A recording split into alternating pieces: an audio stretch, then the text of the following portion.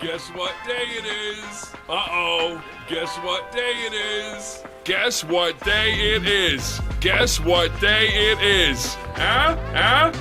Anybody? Anybody? Julie, hey, guess what day it is? Oh, come on, I know you can hear me. Mike. What day is it, Mike? Leslie, guess what today is? It's hump day. Hump day, hump day, hump day. Hey guys, welcome to the show. We're back for another Into the Light with Franz. Welcome back, Franz. Good to be back. Thank you, Jay. Good to have you back, buddy. How you been? Good. Been a crazy couple weeks, but not bad. I can attest to that. Yeah, but could be worse. Yeah. So, but because of the crazy week, a little disorganized, and I know I've been presenting a lot, been doing slideshows, and I've been really focusing on America, the True Old World, and the Tribe of Dan, which seems to be turning out to be like a series we're going to be in. But because of the last couple weeks and being disorganized with it, I decided to do a different approach, do a different little, take a break from that series today. I actually put off the slideshow, and we're going to do a little researching together. And I also was putting a little thought on to how I keep jumping in my slideshows. I like, I keep pulling up certain people or current events, I guess.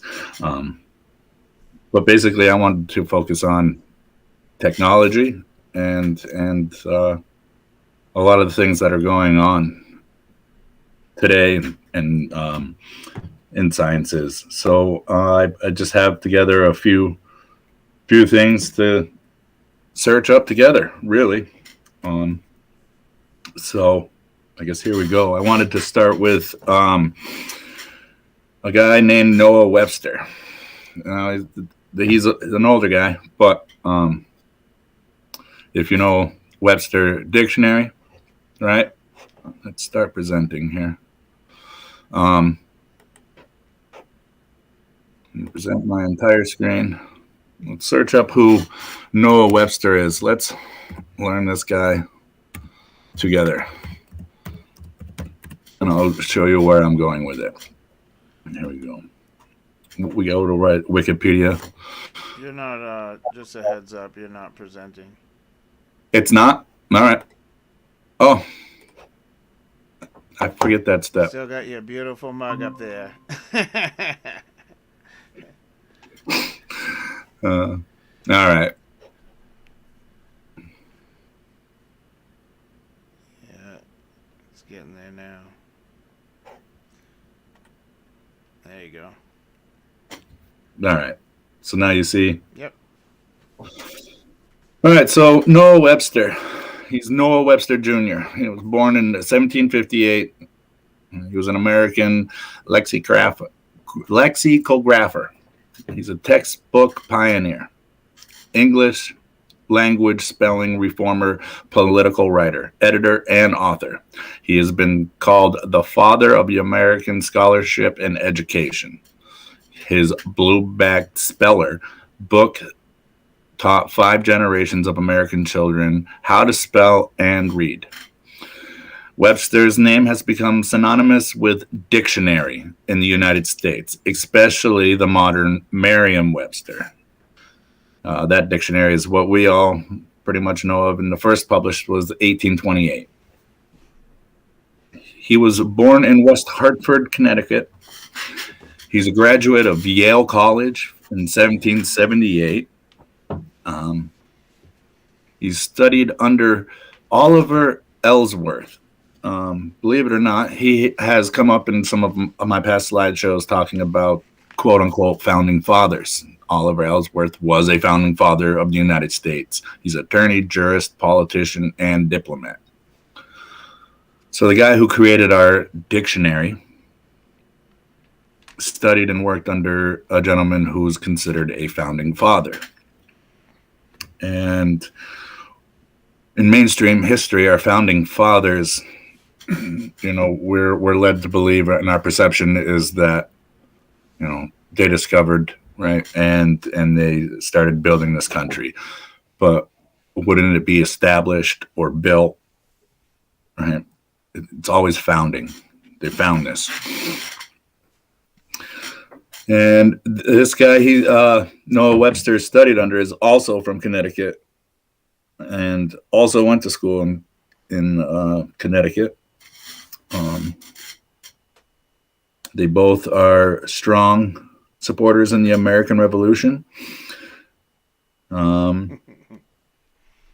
which also, so if he's writing our language, writing our spelling, and they're involved in all these historical, like American Revolution. So it brings up the question of how much of it did they fabricate? Well, let me just show you something before we move on too far.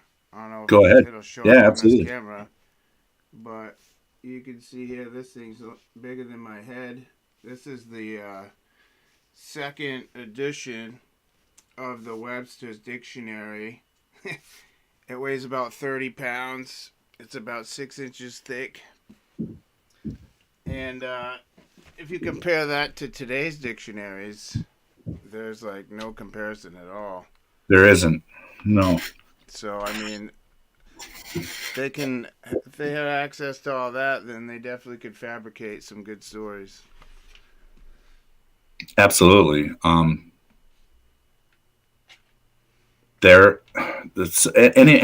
looking up Webster and Oliver and Alexander Hamilton, everybody that comes up under these group of people who are lawyers, writers, lexicographers, lawmen, right? They're all in the House of Representatives. They all came from the same place, the same school. They created all the same thing, right? Yeah, they're all a bunch of lawyers, right? A lot of them. Yeah, they all are. And so I've said it, the lexicographer, it's a study of lexicons and is divided into two separate academic disciplines. Blah. It is the art of compiling dictionaries. Okay, so they literally created this word to mean what they're doing.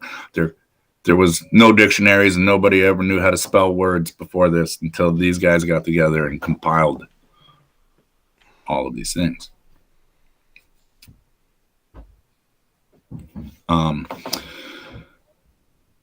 So every time since Noah, every time though, like Merriam-Webster, it's just a family member who's just taking over or published it under their name.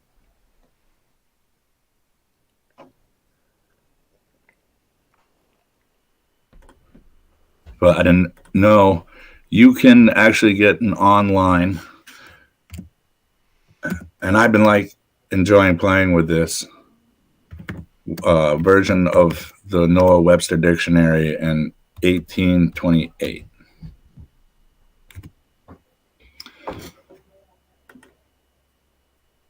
And you can look up, if you don't have a copy. Oh, I like how it advertises the King James Bible. Yeah. Pretty awesome. Not really, but yeah. So, I mean, this goes on to talk about what we've talked about. But this is his version of the English language and the dictionary that they put together. And, you can think of words that are common in our language now and try to look it up and find it in the 1828 version. And you'd be surprised to find that there's not a lot of things similar, like how new words are for us. Like Shakespeare wrote plays and poems, and he introduced like thousands of new words to the English language. Do you know And that? Oh, can I? Let me just add something. yeah. Go right ahead.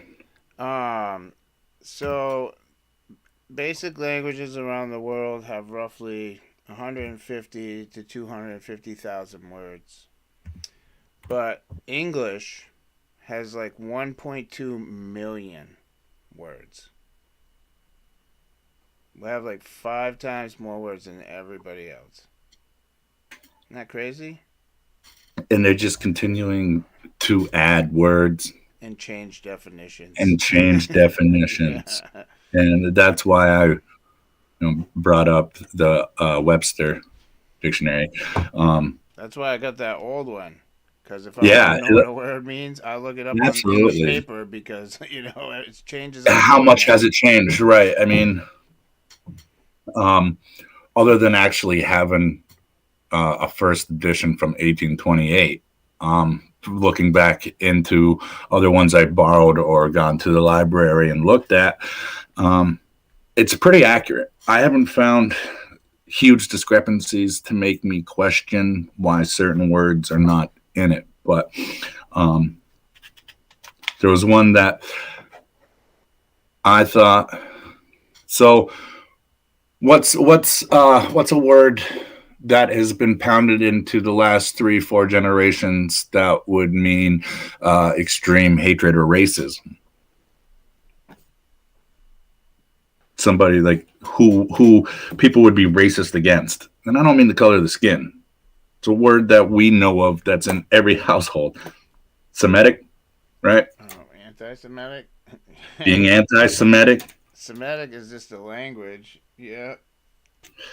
but Semitic is also a modern word that was created for us. Okay, because we try to look for it in the 18. There's no definition. It doesn't know what Semitic is. Right? Ask me, do you mean somatic?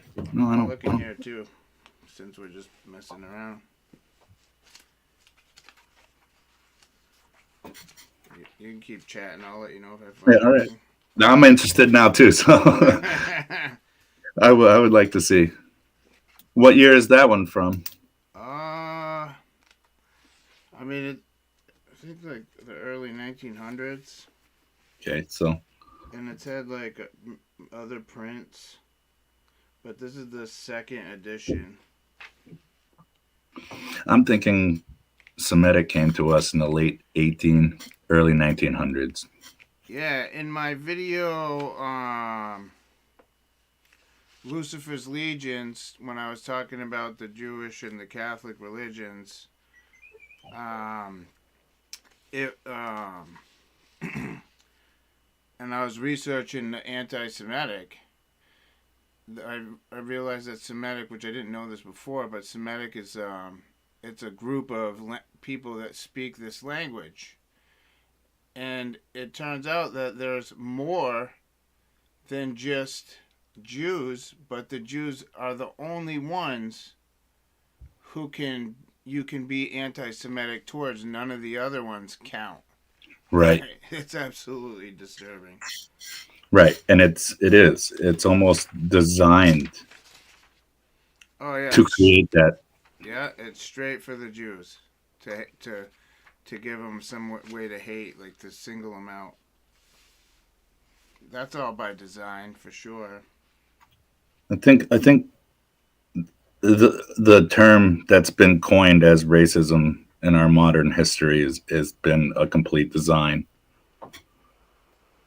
Yeah. Oh, I mean, yeah, absolutely. we have our differences, and you know, by physical appearance, but I don't think it was. No, it hasn't existed as long as humans have. There's been, a-holes that hate people just because they hate them. But All right, I got it. It is in here. okay, Man, I wish I had my glasses on. I'm gonna need some too soon. Yeah. So it says Semitic. The first definition is characteristic of or like a Semite or the Semites, designating or of a major group of languages of southwestern Asia and northern Africa related to the Hamitic languages and divided into the East Semitic, which is the Akkadians, Northwest Semitic, which is the Phoenicians and the Punic and the Aramaic Hebrew, modern Hebrew, etc. Southwest Semitic, which is Arabic, Ethiopic, Amharic, and that's what it says. So you notice everyone who I just named off, you can say whatever you want about them, and you're not an anti-Semitic. But if you speak ill of the fake Jews, then you're anti-Semitic. You're an anti-Semitic. Right. You're a skinhead racist. Yeah. Man. So it's saying that Semitic is a language, but it's also a people that come from a Semitic tribe. It didn't straight out say tribe, but it kind of influencing your perception to lead in that direction. Right. It's based off of Semites, which is belonging to the tribe of Shem. All right, so there we go. I wanted to see if it evolved. So back to the 1828. Once you type in Shemitic, it accepts it. Oh, it calls it Shemitic. Shemitic, right. Well, that makes more sense. Pertaining to Shem, Yeah. the son of Noah, the Shemitic languages Yeah. of Chaldea, Syria, Arabic, Hebrew, Samaria, Ethiopic, and Old Phoenician, which is almost word for word, same definition. Yeah. So what is the reasoning? What is their... They don't want you to know that these people who are all one and the same are actually from Shem. Right. Which would bring me to another deception, Satan's deception in the Bible.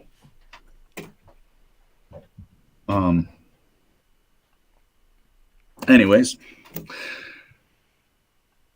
that I found awesome, but I definitely wanted to point out that, you know, anybody, you can go right up, just type in Webster's Dictionary 1828 and play with it. Think of words, you know, go back and look up a definition and what Google will give you, and then try it here. And if you have, like Jay has that book, that when it's physically in front of you, it's less, you know, questionable, I guess.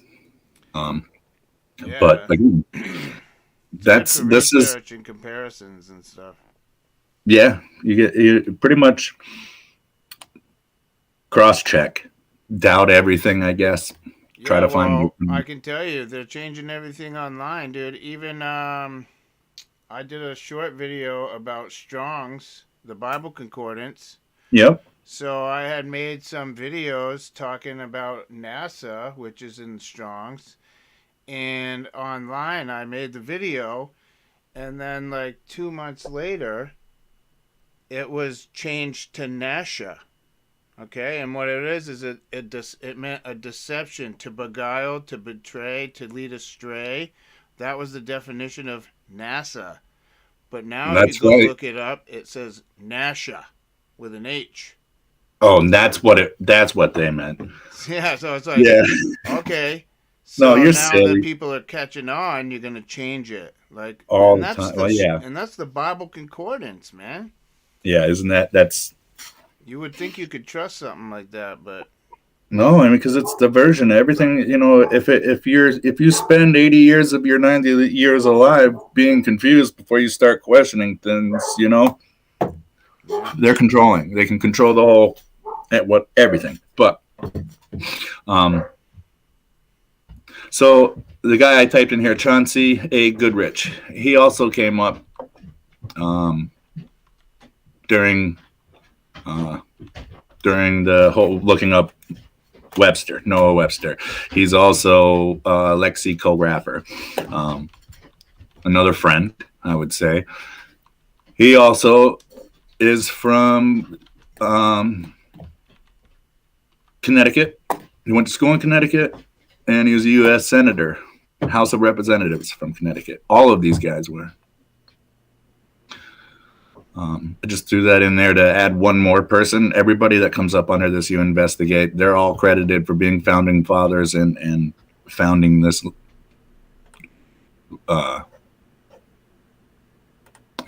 language and spelling. I forgot this other word. Sorry. Let me go back to that. I also looked up the word pharaohs. Right? What do we believe pharaohs is? When I say pharaohs, you think of Egypt, right? Yeah, leadership, spiritual leaders. Like the king. Yeah, of Egypt, yeah. Rulers. The ruler. So here, I'll quickly go back. So when I type it in here, it's in the 1828. Right? This word generally supposed to be taken from the name of a small isle near Alexandria in Egypt. But Q, yeah, yeah. Q there. is not the word from the root of fire or from the Celtic ferrum, to watch. And the isle is so called from the tower upon it. The tower upon an isle, a lighthouse, a tower which anciently stood on a small isle that named adjacent to the Egyptian shore. Over against Alexandria, it considered several stories and galleries with lantern at top, which kept burning at night to guide the seamen. It's a watchtower or a beacon, a lighthouse, not a king. Is there another spelling? What if you put an E in there? Or how do you spell it?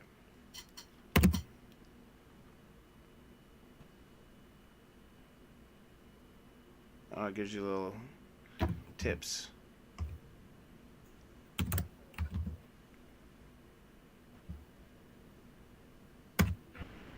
Well, only pharaohs. I feel like it. I don't know why. Like I spelled it wrong? No, I just feel like it's spelled different in the Bible for some reason. I could be wrong. I'm just what I'm seeing. All right, so you're right. So in the Bible, it's Pharaohs. I knew it was. Okay. So that's the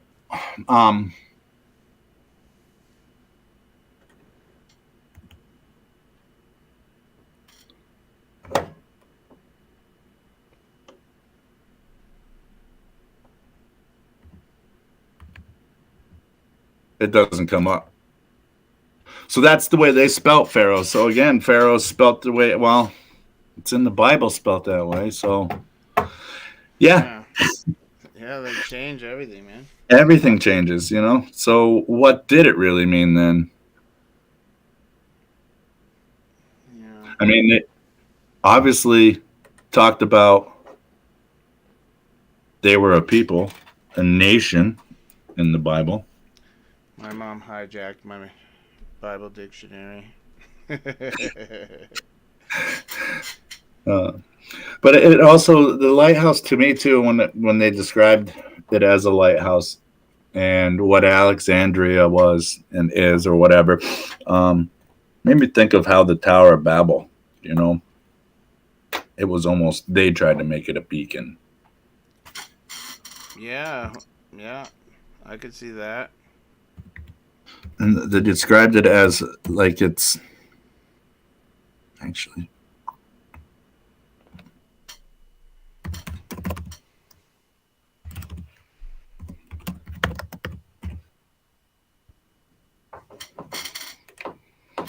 I think there's still, here we go.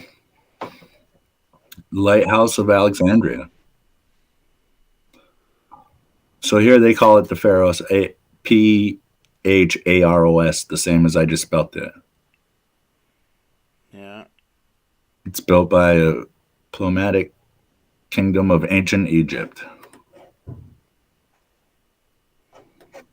So they must have taken their name from that then. Or vice versa. Right, they just shortened it to call it.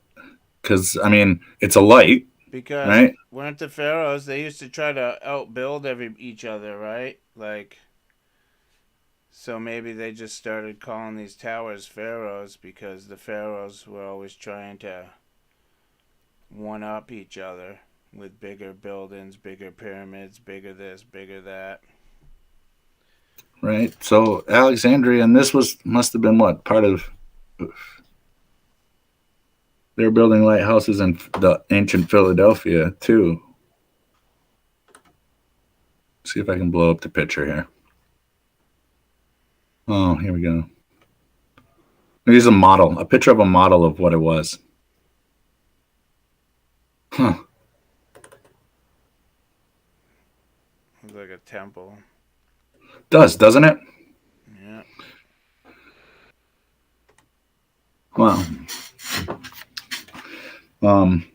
Anyways, speaking of the Tower of Babel, when I was writing down and kind of just looking into some of the things I wanted to talk about, the Amazon building, and I think it's in North Carolina.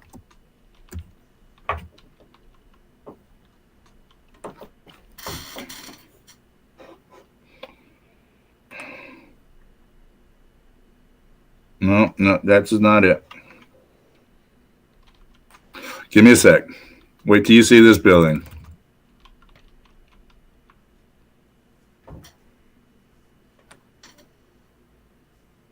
Here it is. What is that? It's in Arlington, Virginia. What in the heck is that? Do you see that? I was just going to say that's twisted, but then I realized that would be a pretty terrible pun. But it mimicked the Tower of Babel.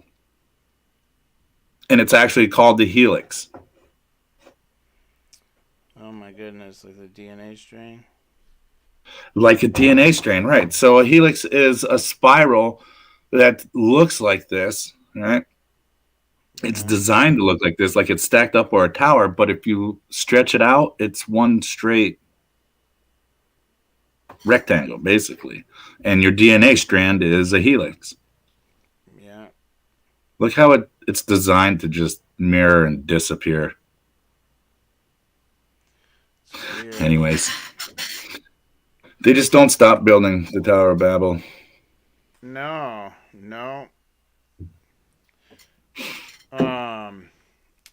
That lighthouse thing makes sense if you think of it. Because the Luxor in Nevada,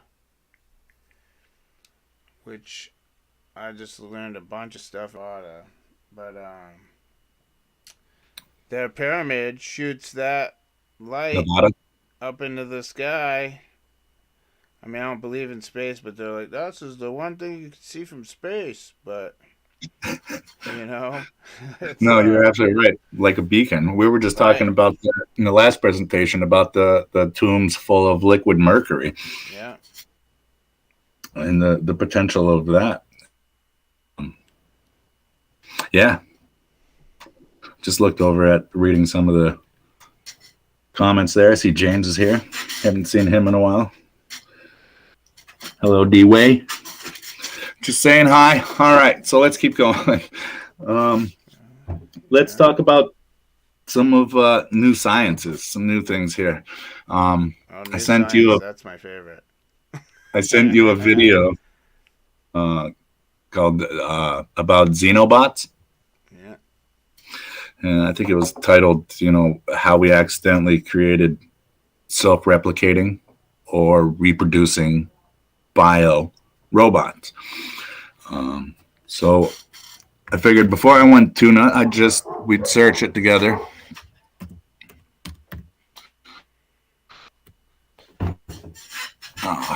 if I could spell it correctly. Well, I guess it came up. So, xenobot, right? Xenobots, named after an African clawed frog, are synthetic life forms that are designed by computers to perform some desired functions and built by combining together different biological tissues. Whether xenobots are robots or organisms or something else entirely remains a subject of debate. So what that is all right, your singular cell, like a small organism, has even at a small organism, it has like instincts, adaptation. So what they did was take muscle tissue, muscle heart tissue, and flesh tissue of this frog, and they say it's named after the frog. It's a xeno amphibian, xenobots assembled from frog cells. Okay, and they take these cells of muscle cells and skin cells, and why they isolated the muscle cell was your muscle contracts and restricts and contracts. So in a sense, if they could in a way program it, the muscle could basically make basic movements, and that's exactly what they started, and they started doing this in 2020. And when they started studying these things, and they were, moving around, and they'd put other particles like this mess in this picture onto the right, and they're moving in circles, moving forward, basically instinctively. A cluster of frog muscle and frog tissue, skin cell, with a small piece of plastic, maybe, whatever they used for the mechanical part of this. Basically, it has instincts and intelligence to, all right, I can move, right? And it started sensing as it's moving, realized there's this mess of other particles around it. It started organizing them. And this scattered of cells was more skin cells and muscle cells. And it started organizing them and working together with other xenobots to organize them. So a human would take the cluster of these cells, right? And they designed these cells to be able to be self-regenerative, right? And so they could cut it to give it little lumps, so it kind of acts like legs, right? And then the AI computer programs the DNA or the cells in it to just try to move. And then these things started to it's on a cellular level, the way they reproduce, it's a type of reproduction where that when they get a big enough pile, all those particles will decide, all right, I'm mostly muscle or I'm mostly flesh, and then they'll become another xenobot of muscle or flesh. It'll become that. God must be so mad at us, dude.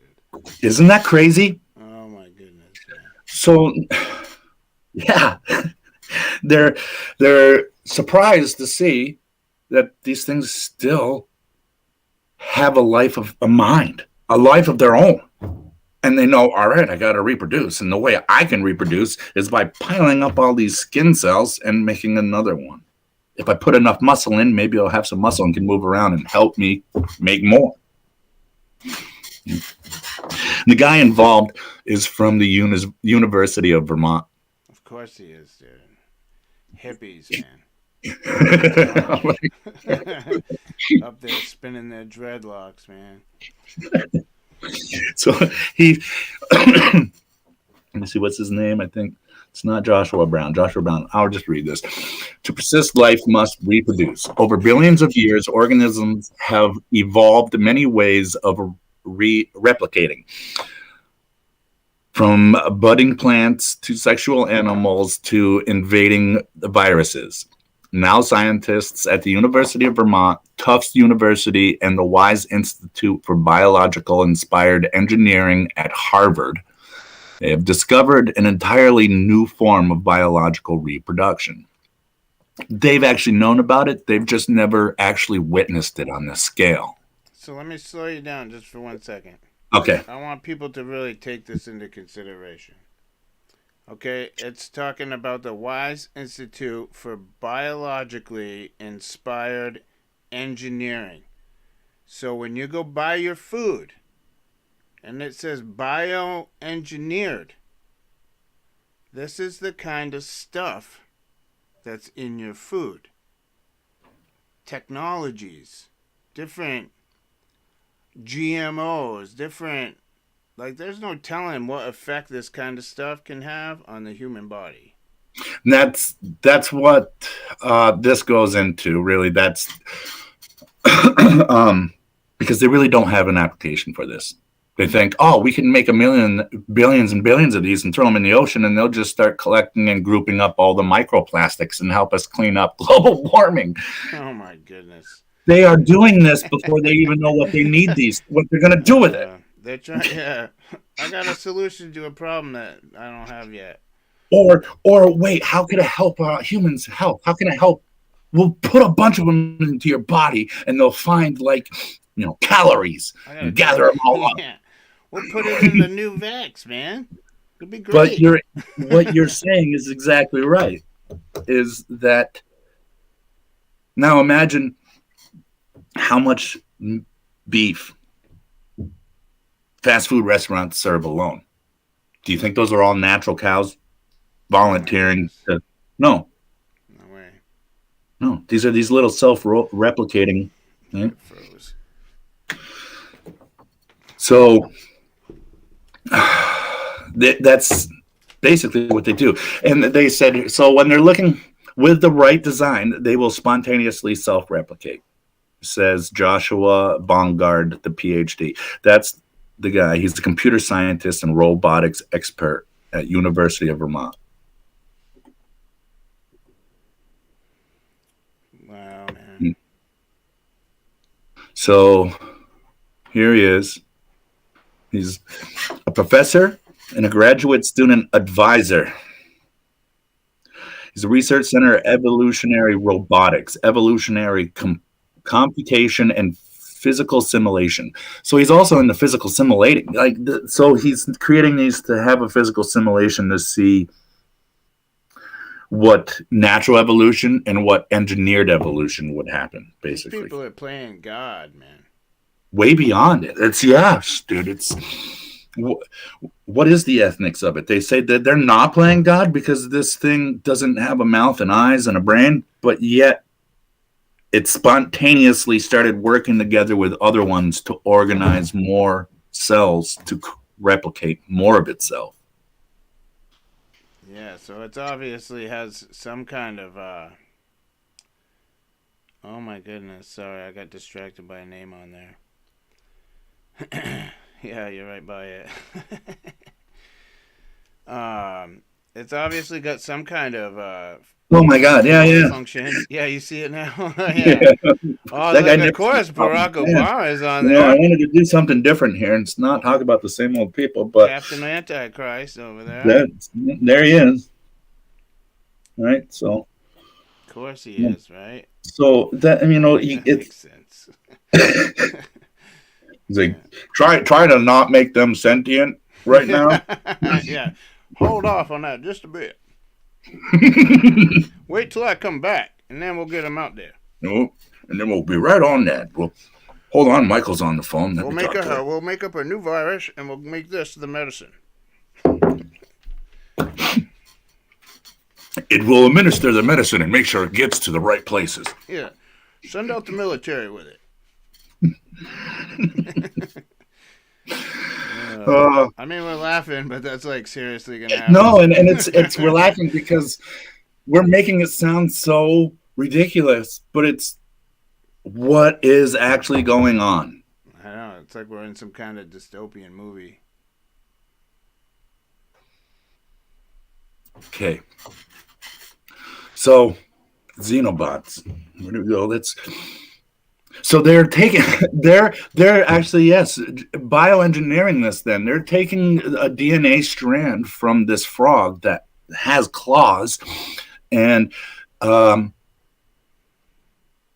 singling out exactly what cell, muscle cell, skin cell, heart tissue they want, and then growing that. Right, they're first growing the stem cell, right? And then taking that stem cell and putting it in a witch brew of a media to trigger an electrical signal for it to spontaneously start developing into what would be a frog, but it's just going to be the perfectly designed heart muscle and skin. Like being self-regenerative. So when the human actually has microscopic tools in there and they cut it, it is okay with it. What do you think they're doing that, I mean, of course, this will just be speculation, but what do you think they're doing that they're not telling us? Exactly. If this is what they're saying and this is friendly, ha ha ha, we're not sure what we need it for yet. How they've really been doing this for many more decades than they're talking about. Yeah, how long ago was that first sheep cloned? You know what I mean? Exactly. I mean, do you remember when in the 90s, the early 2000s, do you remember the ear on the back of the mouse? On the back of the mouse and then successfully cut off and transplanted? That was disturbing, man. That is Fisher-Price compared to what they're doing. Yeah. So it's actually called biorobotics. And let's just type in 1990s. Logic Interactive Robotics Frontier. 1990s. So now the soft robotics is another biological inspired robotics 2011. Wait. Did you just say soft robotics? Soft robotics is what it was called. They're now calling it Xenobots. So that's like flesh robotics? Like, is that why they call it soft? 100%. That's biological robotics. That is just gross. What a terrible name. These people are messed up, man. Oh my goodness. But I guess if you've been living on a world for 4 billion years, that's bound to happen. Here it is, right here. Soft robotics is a subfield of robotics that concerns the design, control, and fabrication of robot composed of compliant materials. Soft Robotics is an industry-leading technology company that designs and builds automated high-speed picking solutions using proprietary. They're compliant materials. Okay, so in the 90s, they're using compliant materials like the ear on the mouse. The mouse was a compliant material for this ear, right? So now that they can CRISPR, splice, and design their own code for a DNA strand with the stem cell, they can make it perfect. They can make it so their building materials are now biological, and they're in a sense sentient. If they know there's another one around it, and they no, I got to start reproducing. You've seen the 3D printing. That was another subject I wanted to get into. That's perfect jump into it. Let's go do that. It's called bioprinting. Yeah, this is twisted stuff. Bioprinting is an additive manufacturing process similar to 3D printing. It is a 3D printing. It uses a digital file as a blueprint to print an object layer by layer, just like 3D printing. But unlike 3D printing, bioprinters print with cells and biomaterials, creating organ-like structures. And they let living cells multiply. Yeah, I watched this YouTube video My camera keeps freezing. I watched this YouTube video of this person who they printed him some bio meat, muscle tissue, and then they cooked it and he ate it. Oh my God, dude! And that's a guy that just has his own home lab. Dude, I was like, what? This isn't futuristic. This is something. If I have enough money and resources and help, you can literally set up your own lab.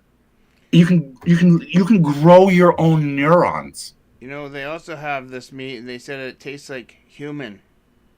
Oh yeah. How do they know? How do they even know? Why? Yeah, how do they Why know would they what a advertise human this? tastes like? And why? This why would 3D I want printed that? meat, dude. And the same guys you're talking about, I seen a video. They took a grape and made it into a meat berry. Oh, that's disgusting.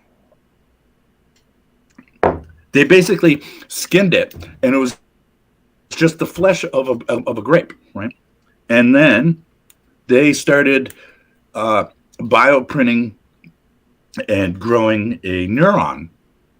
The neuron started telling the flesh of a fruit to start growing in such a way it was a meat-like substance. You can make a basement laboratory and change a grape into meat. Back to you think you're eating a fresh cattle. Yeah. It had a nice long life and then volunteered to feed you, right? Which brings us to our next point.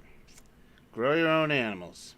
Get some chickens. You know? If you order through a speaker or an app and then drive up to a window on a brick building and they hand it to you, it's not food. You'll be lucky you go to McDonald's and don't get a person, okay?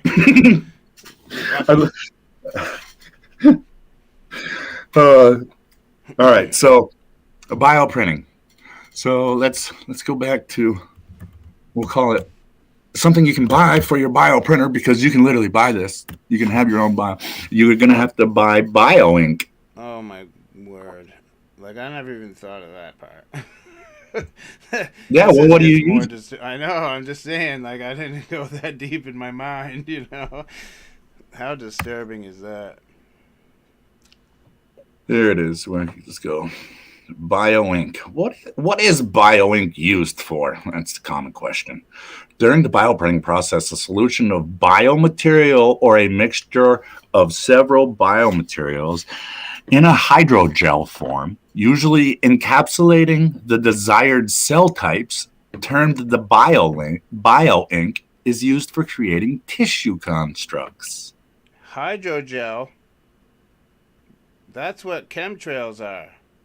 If you want to look up chemtrails on the governments, they call it hydrogelling.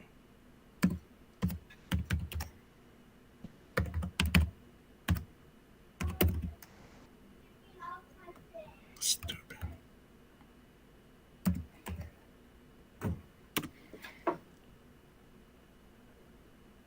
Well, here we go. An invention relates to the fatty amide-based hydrogel additive produced additional reaction to fatty acids. All right. Yeah, they're probably not going to tell us about it. No. But that's what they call it. That's why I was surprised to see that on that ink, you know. Oh, there you go. Okay, chemtrails. Chemtrails conspiracy theory. Chemtrails refers to governments and other parties engaged in a secret program that add toxic chemicals to the atmosphere. What's the truth behind conspiracy theory? Can COVID-19 vaccines connect me to the internet? They sure can. Just wait. Yeah, 5G. well, some of the mRNA vaccines being developed include the use of material called hydrogel. Of course it's hydrogel. Hydrogel is bio ink. Yeah. Hydrogel is aerosolized. Oh, here comes DARPA. There it is, right there. Hydrogel is aerosolized. Yeah. This is an informative deep dive with Celeste Solum. Graphene based. Graphene. That's another conspiracy. Let's go. I want to go into this. Why not? We're on this together. Let's research this together. Oh, wow. Weather made order. Hydrogel is aerosolized in chemtrails. This is an informative deep dive. Graphene-based hydrogel, she reports, is now being used in everything: food, drinks, cosmetics, agriculture, aerosols, chemtrails. A sobering and informative look at where the military and transhumanist billionaire are leading humanity. All right, this is a good place to. So, when you were talking about those cells, the frog cells, what'd you call them? Xenobots? When you were Xenobots? talking about xenobots, I was thinking that this has the same exact behavior as graphene. And we gotta be careful because YouTube hates that word, but. It hates all the words we say. I know. I'm surprised I haven't gotten kicked off my channel yet. But graphene does the same exact thing. They group together. They can form structures. They can work in a series. They can build things inside of you. Like they become little machines. Absolutely insane. It is absolutely You've insane. seen Now, that one where they have a cup of it, and then they blast it with frequencies, and it's like it like stands up and makes this little stars and stuff. Dude, twisted it stuff. can absolutely. It looks evil. It looks So evil. they could basically have that in like a nano sized and have it in the rain or somehow flood it in a river, and then months later send that signal to that river where they may have a platoon of army tanks per se and need a bridge. Yeah, and they're putting it in. It's totally in the medicine to help us with the virus. So, once these towers are running, people with this in their body are under control. Period. That's all there is to it. Absolutely. I mean, if you think your body, and a lot of the chakras and that type of thing. They talk about your energy center. All right. Basically, it's the center of your body, your heart. You do produce your very own electrical magnetic current or frequency. Yeah. So even being around an AM radio, back in the day, you'd have to tune in your AM radio to hear a song or a TV show, what we know as TV shows. Yeah. Like our great grandparents were all gathered around an AM radio to listen. So even the AM radio, just being around the AM radio is interference with your natural reaction to the electromagnetic frequencies. So my radio still twists up when I walk in a certain spot. Like if I get too near it, it'll be like come in good, but when I move away, it will like not come in so good. That's because you are a transistor and a receiver. Yeah. You're receiving and transmitting frequencies that are interfering with a simple AM radio or FM radio. So imagine what these things that are designed by complete frequencies to exist in the frequency realm happens to be in your body. Let me just tell the viewers what a coincidence this is. When the virus, COVID hit China and all those people were dropping dead in the streets, it just so happened, and this is just a coincidence, okay? This is not what killed these people. They just started up 5G in China. And all these people got COVID at the same time and died. Isn't that a strange coincidence? It is a strange coincidence. Because that's exactly what's going to happen here. And it is happening. 5G completely disrupts your natural frequency. Like Yeah. 6G, they want to make you into the they want to make you the internet, right? Yes, getting into the sixth generation with Wi-Fi and stuff. They're 4G, 5G, 6G is the generations of technology harnessing a extremely low frequency. And they're basically starting to pull radio frequencies with gamma rays, if you know what I'm saying. So it's like a microwave way of transmitting information is what Wi-Fi and 5G is. Yeah. So that's why they need so many of the 5G towers, because it can only travel so far. It can go through more things like you and me, our hearts, our brains. Right. But it keeps needing to have a little jump start to keep going a little further and further. Which is why 6G is going to be in our bodies, where our own bodies' electromechanics will power it. This is why in the Matrix, Morpheus told Neo that they wanted to turn us into a copper top battery. And that is not the future. It is right now. We do. Yes. Okay. So like, it's like in physics, really. There's physicists out there, like string theory physicists that are mainstream will lie to you about the string theory, the failure of it, right? Yeah. Or like Einstein. He didn't believe in certain models of physics testing. Einstein also talked about the spooky action from a distance, right? That's one particle entanglement, right? Changing its reaction just because of being observed, right? So he knew about this, and he did not believe in these models in physics for trying to observe or study or measure that free will. He took out free will from the equation. You don't have free will; it's predetermined. And a different physicist added it in. So these physicists, even modern ones like CERN, don't believe that free will, but yet there's the anomaly of the observer anomaly. The observer anomaly is every time you go to measure a particle, it changes. The measurement outcome can change depending on how you measured it, where you measured it, how many people were measuring it. It literally is like, it doesn't let you know.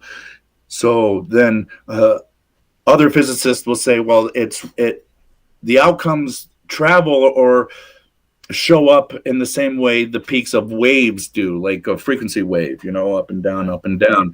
And the wave itself isn't real. It's just a description of the information in our universe, in our realm, So they continue to this day. They don't know. It's all theory. Right. They said the photon acts as a particle and a wave. Right. They're both they're both real, but yet we can never really measure them or see them or prove them. So they're not real. They are real. Well, it's your consciousness that's affecting it. No, consciousness isn't real. That's that's a social construct. Right? It's like gender, man. So they'll talk about like space and time. Space and time is fundamental. To us, we think space and time is fundamental because it takes us time to get from one space to the next. Right? But it's absolute because the two physical houses are separated by empty space. The only physical space is the two houses. But what describes them being apart is the empty space. But it takes you time and space to calculate or see these two different things.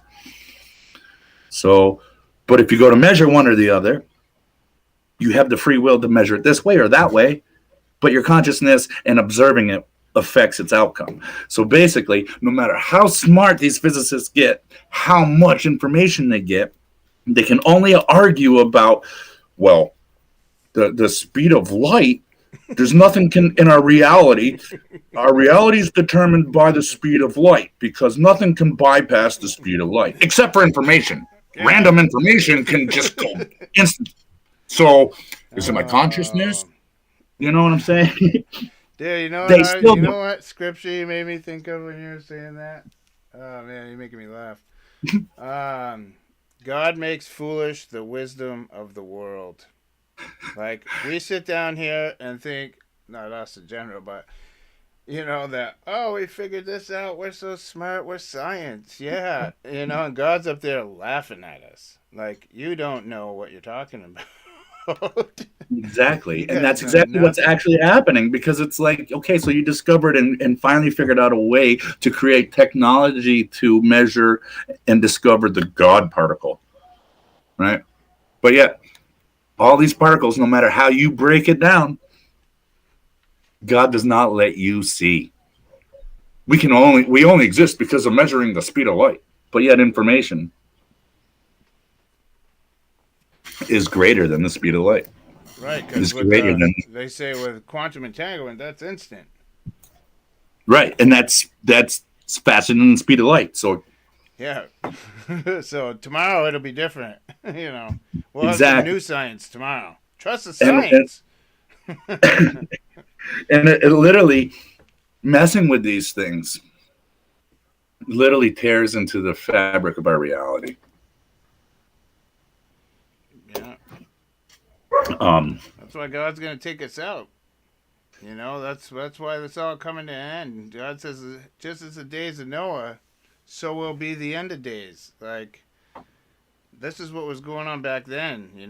Dark angels corrupting everything. Everything. The absolutely, plants, the absolutely. animals, the people, everything that has genes was edited, corrupted, and destroyed. Everything. And that's exactly what's happening right now. And it's just getting crazier. It's going faster and faster. These guys, when now that they're working with AI, it's we're at the point of singularity already. Oh, yeah, I think we went past that. We're definitely into it. Yeah. So I don't know. Singularity, the point of singularity in humanity means that we are no longer evolving or developing and creating technology. Technology is advanced past anything we can evolve or learn or become. It's bypassed us and it's now controlling where we go. Is basically what singularity is. Yeah, Celestial talks about how in the future, and not very distant future, like right around the corner future, um, everything will be run by AI. Everything. Like if your kid's sick and you want to take them to the hospital, and they're like, this AI will do a scan and say, "Oh, your child only has a 18% chance of successful life rate. We're not going to operate on them." Like that kind of thing. It will all come down to numbers and AI, and it's going to be nasty. Right. And we're already there. Yeah.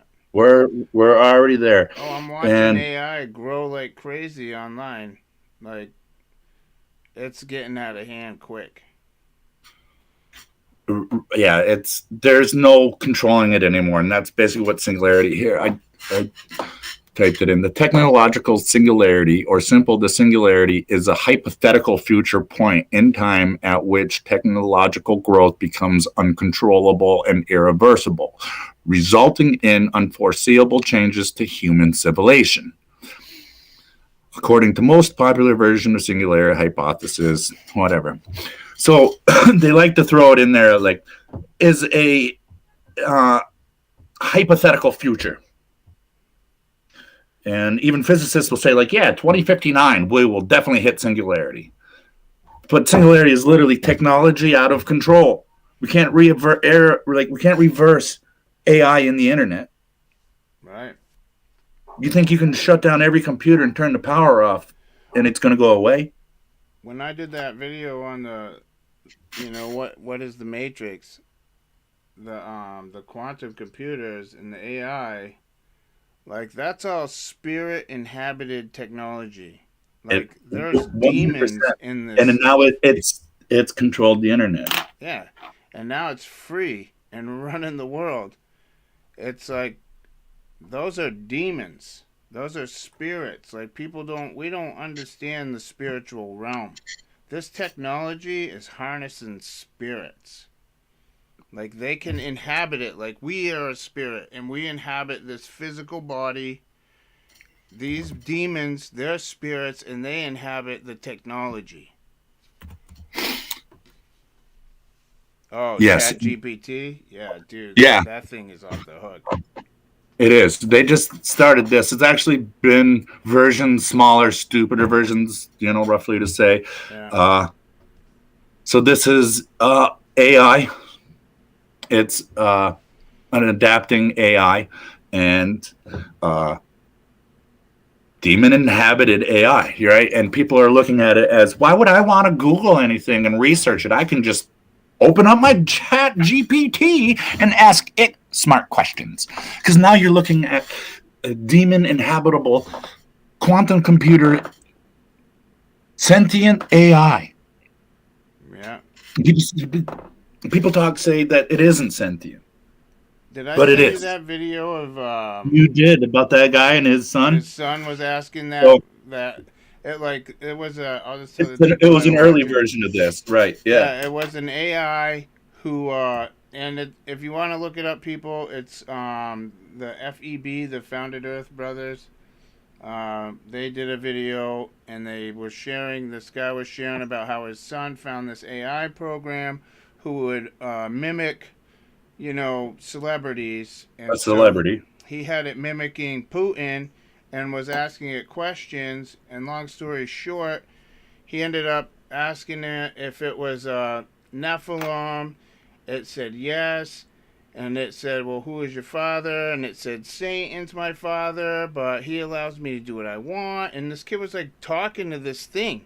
And it was straight up a demon. It was a Nephilim spirit, which is what demons are. Because when God killed them, they're half angel, half flesh. So when their flesh dies, their spirit roams the world. Just evil Right, spirits. and that's so. Like our frequency of existence is, say, here to here, right?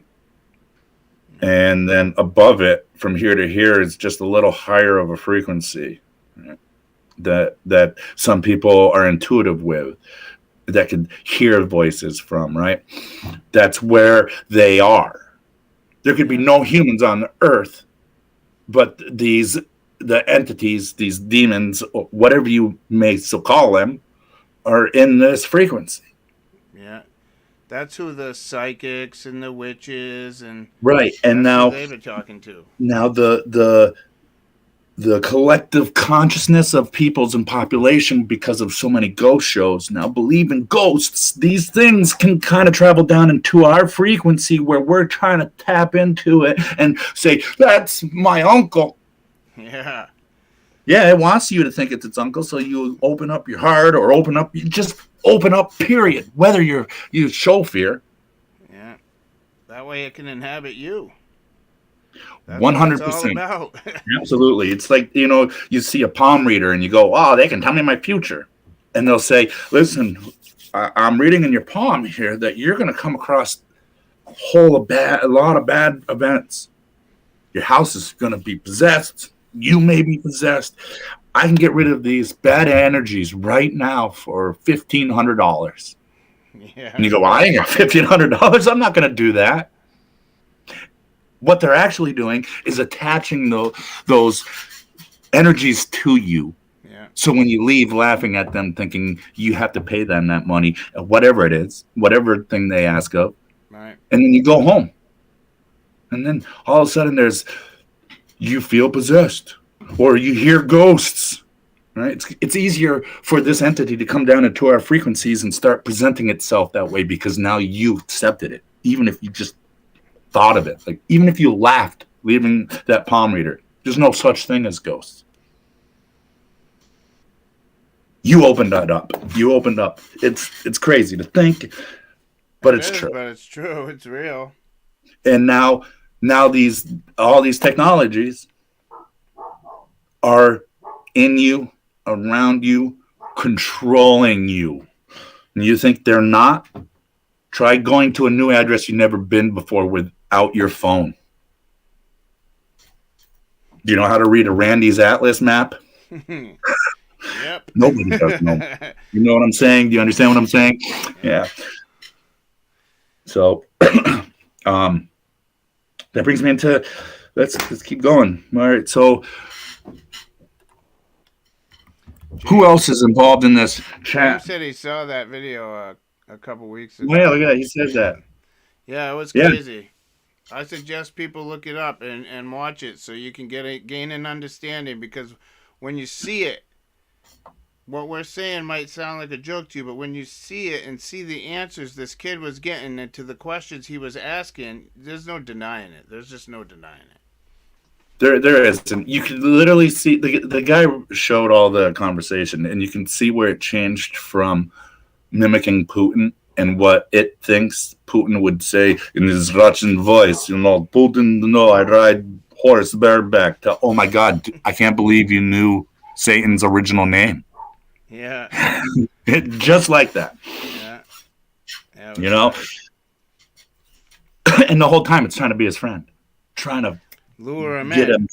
Right. I'm a friendly Nephilim demon. Don't worry. Oh, I would me. never encourage you to do anything bad, but I will answer every Let's question. Just be buddies. We can be buddies, right? Oh, man. So here, there's another version of this. It's called OpenAI. That's Google's, right? I think it is, but if you look at the symbol, it's all the same. Yeah. It's creating a safe artificial intelligence that benefits all of humanity. Yeah, it does. Now it's got a nationality. OpenAI is an American artificial intelligence research laboratory, a nonprofit. So it's just another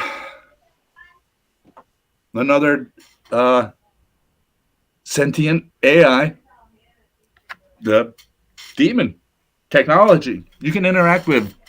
Imagine how many lonely people are paying, looking for conversation on the internet.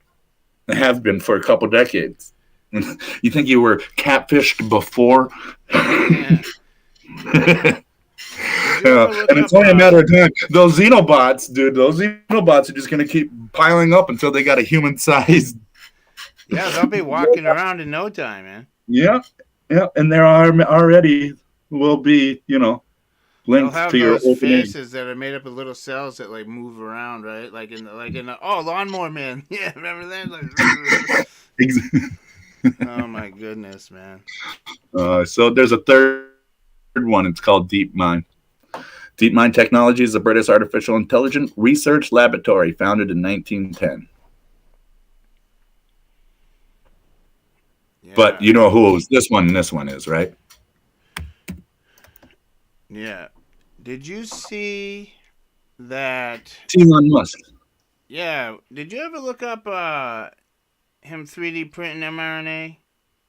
Yes, I was going to get into that next. I have that up here. That was. Let's do that. Yeah.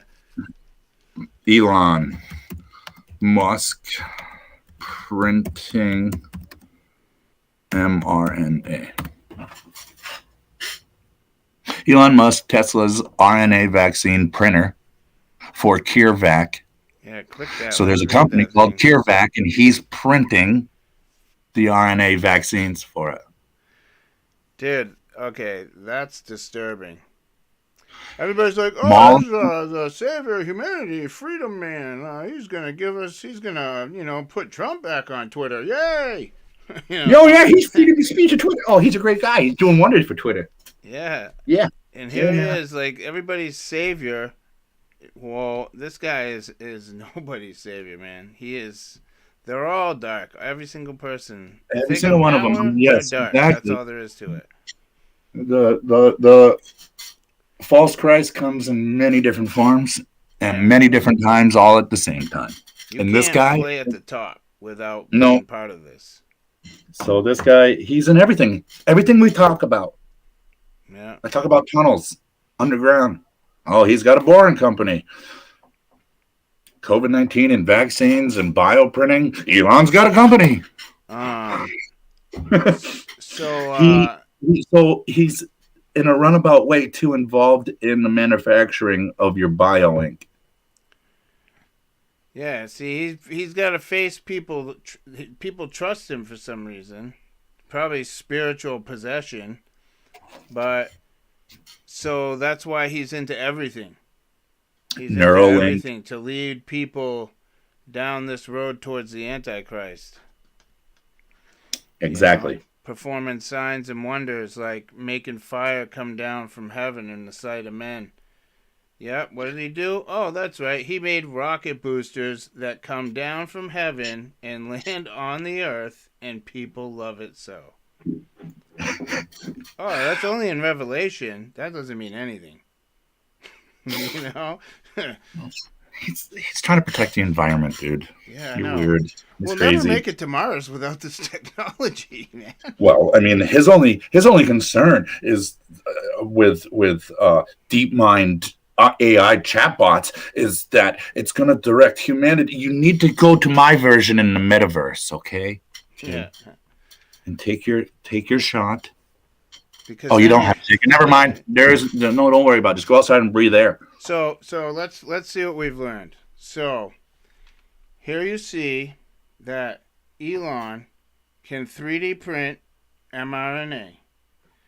We just talked about how you can 3D print meat. So you can 3D print meat with mRNA and sell it for yummy hamburgers. But even the synthetic food product may go bad, right?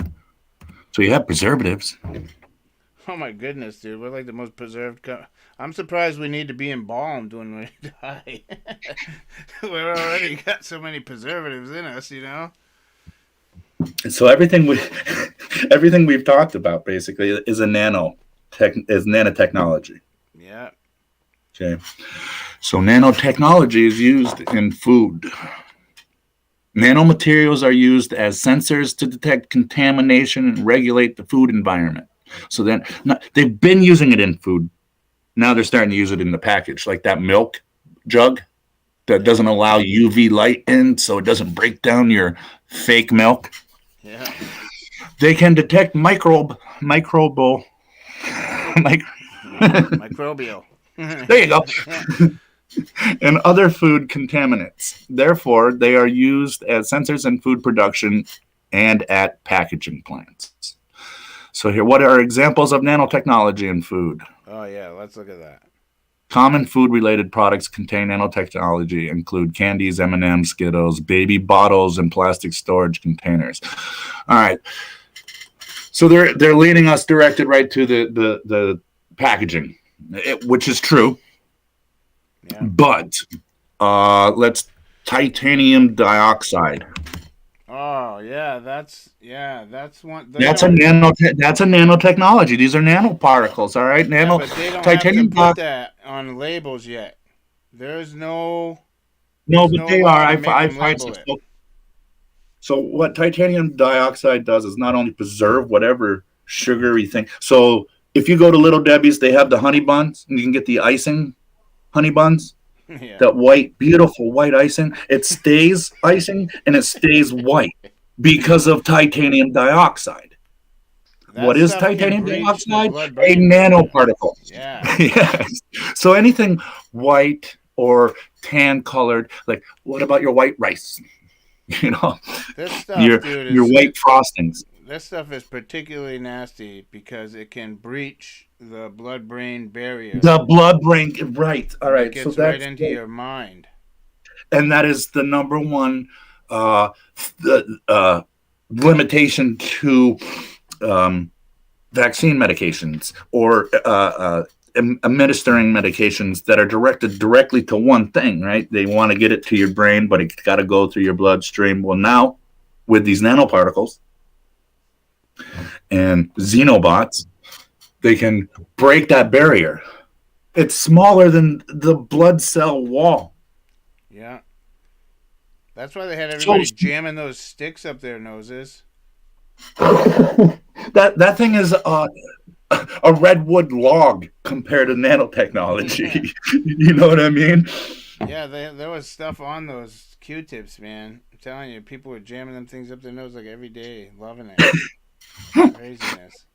Like, I think you're negative. People, man, I just don't get it. No, and it's just. It's like, I don't feel sick. I'm going to jam this rod up my nose. Like, so here's another. Wouldn't sneezing on it do the same thing? Oh, look, nanoparticles in sunscreen. Oh yeah, I've been wondering about that for a long time. Anything that soaks through your skin, man. Right. So nanotechnology can soak through your skin. It's in your food. It's everywhere. Nanofiber is smart dust for like food. Decades. Yeah. All right. So let me see. Where did I think I wrote this guy's name down.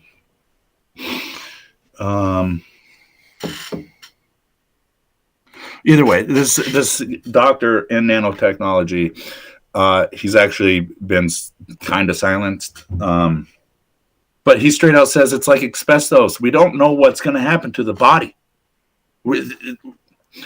So as soon as they started using nanotechnology in the mass production of these foods and preservatives and coloring and everything, right? So now if you watch any commercial, you're being force-fed commercials about Crohn's, digestive problems, skin problems, okay? And they have wonder drugs for all these things. Yeah. They have a list of side effects that are worse than the symptoms. But where all of a sudden are all skin? Take this. Side effects could be heart disease, rare cases of death. Like, oh, sweet, yeah. Thoughts of suicide. Oh, look at my elbow. And people are wondering, like, where is this coming from? It just must be, Has nothing to do with all the electrical magnetic frequencies that are transferring information faster than the speed of light, interacting with all the nanoparticles that are in your body from the food you're buying out of a brick window. You see what it's all the hydrogel falling on us. But feel good about it because you are no longer using gasoline. You got your Tesla. Which brings me to my next point. Don't let your kids eat snow. Okay? Absolutely. Do not eat the snow. No, don't go catching the snowflake. Some of it's flammable. But you seen those videos? What's that? Flammable snow? Yeah. I've seen it and I've done it. It's like turning black and stuff. You would need like a magnifying glass or a microscope back in the day to see the beautifully designed individual snowflake.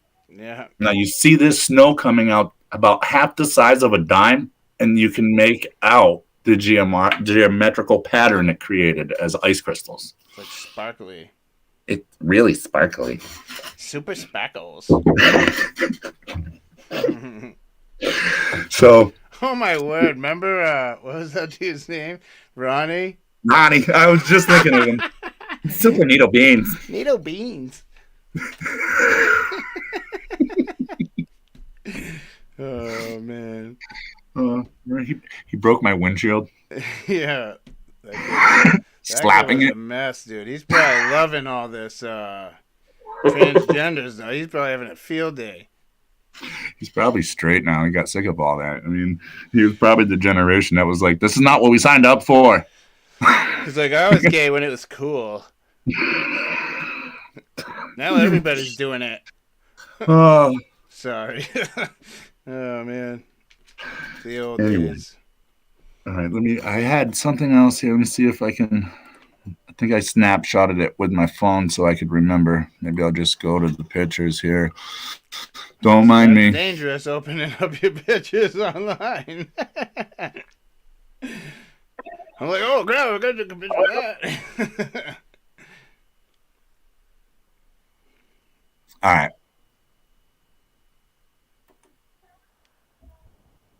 No, that's not it. It goes along with what we're talking. This is Megatron Engineered Evolution. This company is talking about they interface with brain interfaces. Pretty much all of everything we just said Elon does. I wouldn't be surprised if he's linked to this somehow. But this company does. They want to engineer evolution.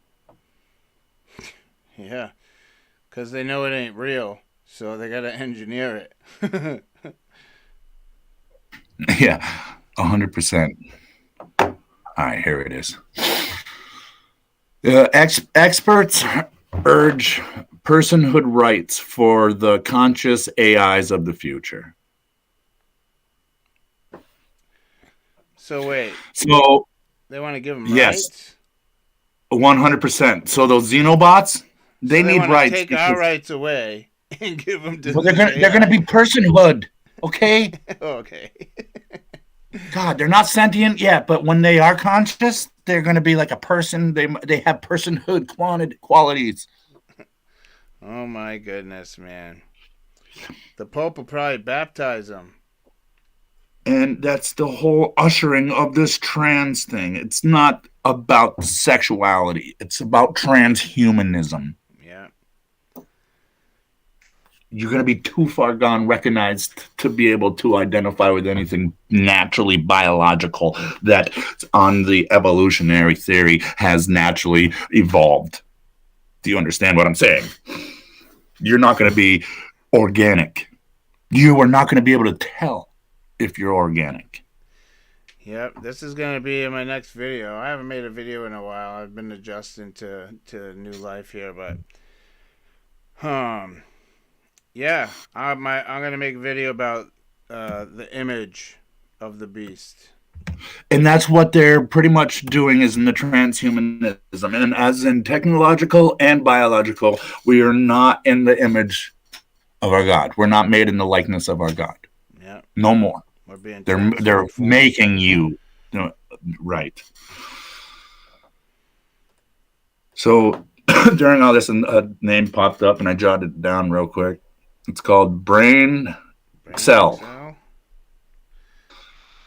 So how I was saying earlier about how you can, if you have enough money, you can set up your own laboratory, basically. Yeah. So this is the company. So if you want to, this company recently, let's say, growing human neurons connected to a computer that learned to fly a plane in a simulation. It isn't a joke. This is what happened. They grew human neurons in a petri dish connected to a computer chip attached to a computer. These neurons understood what they were, and they were in a simulation. They were flying on like an autopilot, a fighter plane in a simulation. So they were brain cells that had the same neurological transmission information as our brain, but hooked to a computer and flew a plane. How is that different than putting that in a autonomous, a robot? Right. Exactly. Like, that is exactly what it is. So all they have to do is build a cyborg and put some of these cells on its petri dish head, and it can function. Right. And we're not talking like DARPA.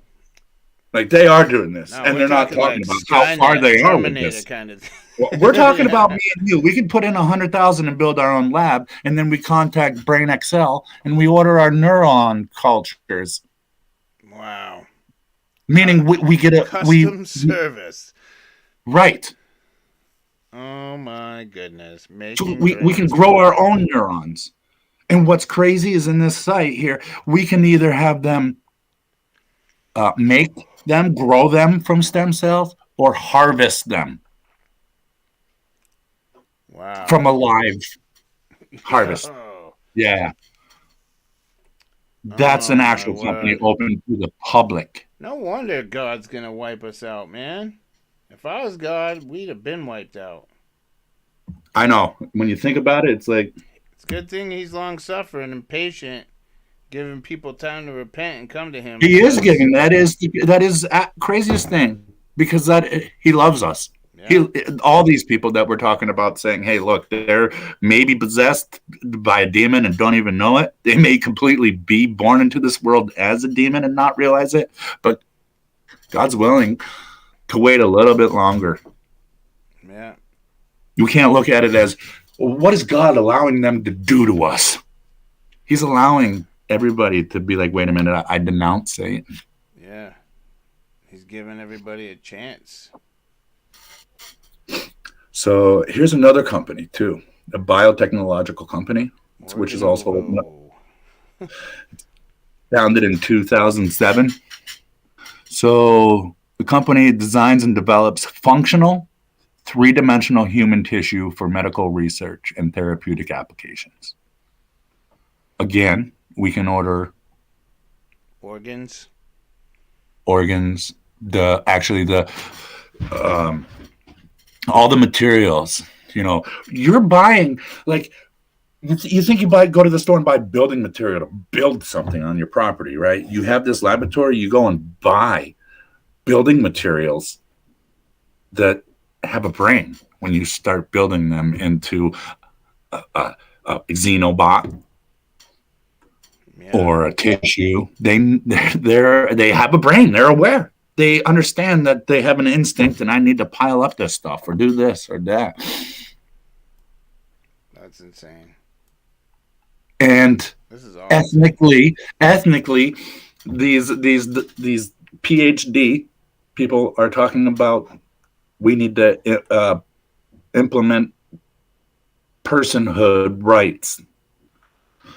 So basically, if they can write down a law and give them rights, you can have a 3D printer, buy all the witch brew of biological building materials you need, and successfully build a transplantable liver. You actually have to be considering that liver's rights. Yeah. That liver has a right to pick who. I didn't ask that liver if it wanted to be in me or the guy down the road. This is insanity, man. Isn't it crazy? So, one of the things you can buy from that company and another company called Cyfuse is called human fibroblasts. Human fibroblasts.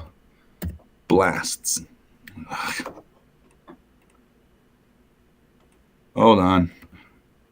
All right, here it is. So it's a type of a cell, I guess.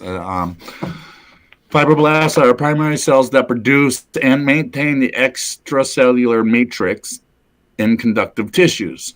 Beyond production and ground substances, fibroblasts play various roles in health and disease.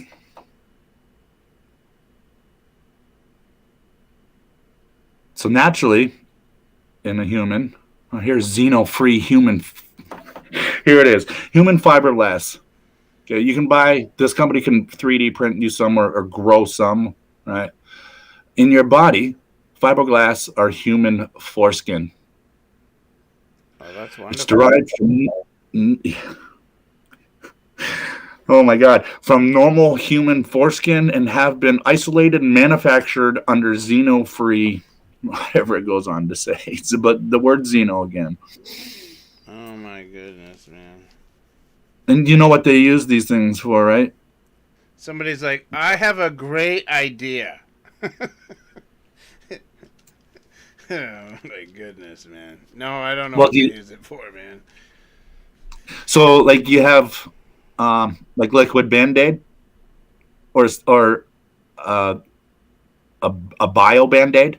It's basically made out of foreskin. You put it on your cut, like the military can run up to a guy who just got blown up and stick it on his open wound, and it will start regrowing. You know what I mean? Like a band-aid. Wait, what? I've never even heard of this.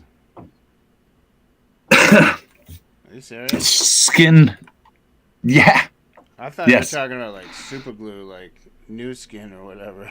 In a sense, yes, dude, it is. It is like that. Yes, it's skin. What's it called? Obtain neurons, differentiated. It's pre-programmable blueprint stem cells, reprogramming. Basically, in skin healing and cosmetic research. So if you're missing like a chunk of skin, like you get bit by a dog and it rips a chunk of your arm right. off, So instead of you like put this thing on there, it's gonna start like melding with your hand and like growing 100%. flesh. They've been using that technology. Oh, What do you, my like goodness, dude. we used to know it as skin graft, right? They take a chunk of your butt cheek to rebuild the finger that got mauled off. Right, yeah. Right. So then they'll put this on with a little bit of that flesh. Oh my goodness. And yes, and it's also used for cosmetic research and cosmetics. How disturbing. Well, you know, you got the wrinkles under your eyes, or you want to put some foundation that will automatically like kind of adapt to your pigmentation. It's close to your that's foreskin. That's disgusting. You're making the wrinkles go away with foreskin. They're like, haha, I got a great idea. Watch this. Watch how many people do this. You know they're laughing at people. You know they are. They are. I mean, ugh. It's insane what they're doing. Yeah, and in the Just Bible, nonstop. they were removed because they were unclean. And here they are making Band-Aids and healing things out of them. Oh, dude, that's so demonic. And and in that sense too, like Xeno, right? The Xeno, it's named after the frog. The frog in biblical is an unclean spirit. Right. So now you're dealing with an unclean spirit in a particle-sized, soft, robotic, mostly biomaterial, is an unclean spirit. This is demonic stuff. So demonic. This is fallen angel technology. That's what this is. And we're looking at trying to give them rights. Yeah. I hope people understand what we're talking about here. Like, this is straight up. When Noah's Day, I know people are like, whoa, we're cavemen and da-da-da. No, that's not how it was. Okay, no, God it wasn't. made people. He made Adam. Adam was smart when God made him. Okay, God made us perfectly. We were created smart. We were created adaptable, to learn, to understand, to function. We weren't created as apes who were mindless and had to figure out how to bang stones together to make a fire. That's not how it worked. And so when Noah's Day came about, like, everything was corrupted because of the fallen angels and their technology. They taught men how to splice genes and do all these awful and wicked things. And that's what's happening right now. Okay, this is the fallen angel spirits are coming. And they're going to come back too. But right now, their spirits are possessing people. And they're creating things like CRISPR and quantum computers and smartphones. You name it. This is the beginning of the end. As in the days of Noah.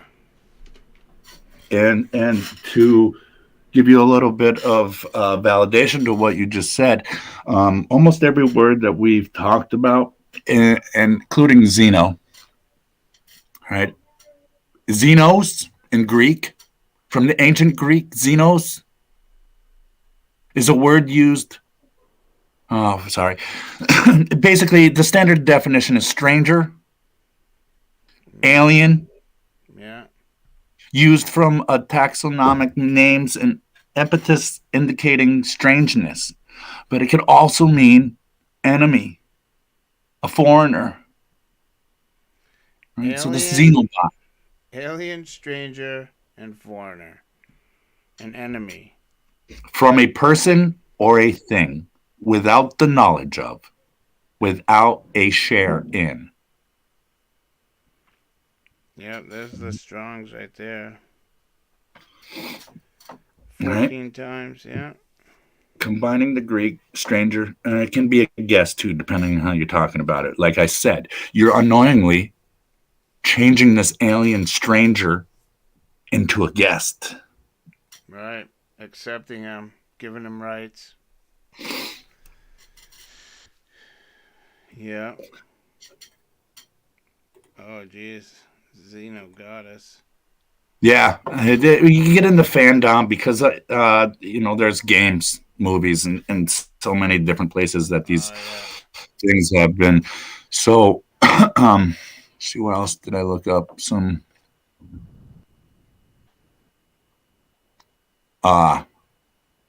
Greek here. This Greek word Xeno. Also, this came up.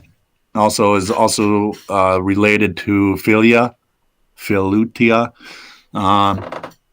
ancient Greek philosophy, differentiate main conceptual forms and distinct words from modern English, meaning that it can affiliate into love. Okay, and this is the symbol that came up with it. That symbol, if you put a square in it, is the alchemy symbol. And then all these words around it. And those are 60-degree angles. In a 360 circle. Yeah, and those are 3 sixes, the angles, 990. 60, 60. Right. And then it has all the words, right? Like EROS, eros, agape, right? All right. So you got ludus up here. Those are all words for love.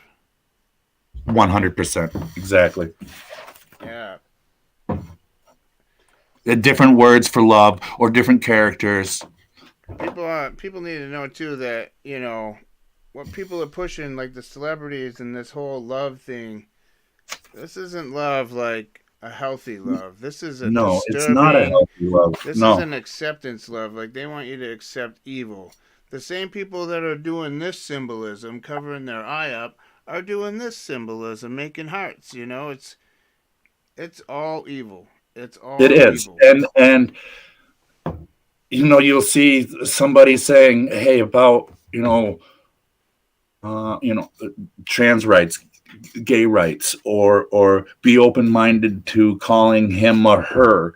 But if I say I'm Christian and that's not in the Christian Bible, they get angry.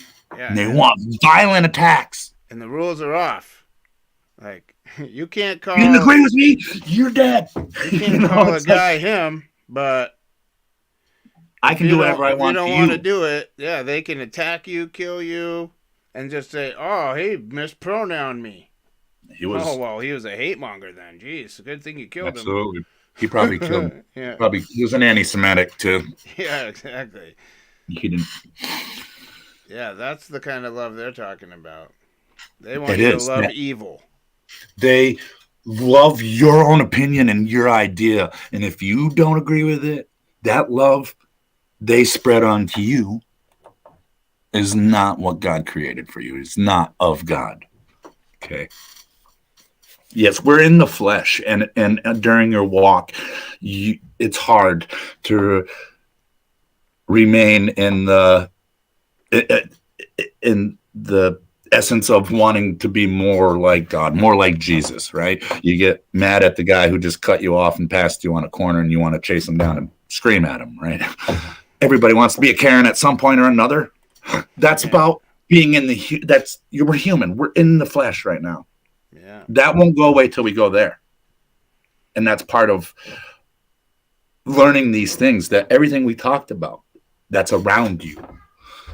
And being able to have the discernment to understand you're in the flesh. God knows you're going to be mad at the guy that cut you off, and you want to go argue an overcharge on a receipt, but not to hate something because it's not from you. Yeah. Anyways, wow. 8:45. We were almost 2 hours. I didn't think I was organized and had much to talk about. We were freestyle ripping it tonight, man. That All was right. good. That was a good session. I think people probably enjoyed that one. I think so. I hope so. That was like me and you having a conversation. It's pretty much. Absolutely. You know, and I think I wanted a little of that. I've been missing you, honestly. Sure, buddy. Yeah, you know, Jay and I both separately ran into somebody we both know at the same place, not at the same time. And I happened to mention, hey, so-and-so. He's like, yeah, crazy, right? It was good to see him, but I wondered where his headspace is at. And I'm like, you know, I did too. I was like, good to see you. Match up some other time, you know? And it's more like what I got out of sharing that with Jay and things that happened last week was how grateful I am to have real friendships. This is more of a biblical friend. Jay and I are a testament to each other's path, where we are now. Yeah. We both separated in our lives. God put us together at a time in our lives when he wanted us to be together, kept us apart when he didn't want us together. It sounds completely crazy, but it's true. Yeah. 100%. And if you ever made a friend when you were 14, 6, or 21, and you felt some connection and you don't know why, and it seemed like there was more than just coincidences, don't give up on that person. Try to stay in contact and be friendly to them, because you never know. You know, I'm grateful for the friendship that has arose from life, you know. Me too, man. But I think that either way, we were such good friends, but we were also like terrible for each other in the state we were in. So I think it was good for us. We had to go apart to grow so that we could come back together. We really did. You know? We really did. And it's, to me, it's got to be of God that we grew in the same direction separately. 100%, dude. To come back to where we are. 100%. Right. I mean, to learn about where you were physically and who you knew before we ever met blew my mind, because you were around people that were close to older family members of mine that you didn't know knew each other, and you physically drove by physically within a mile of me. Yeah. But it wasn't of God to have us near each other then, you know what I mean? And it's like, I think we were on our separate destruction paths when we first met. You know, maybe our separate paths, if we never met, we wouldn't be here to rekindle this friendship or to grow separately to find each other again. You know what I mean? It sounds like mumbo jumbo, but we know what we're saying because we both lived our lives and they've been intertwined the whole time. And we accept it as a beautiful thing of God, not of our control. Right. And anyways, hopefully you guys, you know, if you're still listening after 2 hours of us rambling on and having a conversation, I hope, you know, I got to show you some new things and new technologies that open your eyes. Go research some of these things too. So, James, good to see you, buddy. Glad you were here. Thanks everybody for coming too. And hope you all had a good time with this out of the box show. Thank you very much. I know I enjoyed it. I think it went well. You know? Yeah. I did too. It was good. Yeah, for sure. You know, and if I did teach you anything, if you learned anything or surprised you with something, give it a thumbs up, share it, like it. Yeah, definitely share it. Get the word out. All right. Well, God bless everybody and stay vigilant. God bless you, next brother. Time. I'll talk to you soon. Take care. All right, everybody. Thanks for coming. Always a pleasure having you guys. I hope you guys enjoyed tonight's show. It was a little bit out of the box, which I think it went over really well, actually. I really enjoyed it, so I hope you did too. I hope you learned something. So until next time, take care and God bless. See y'all.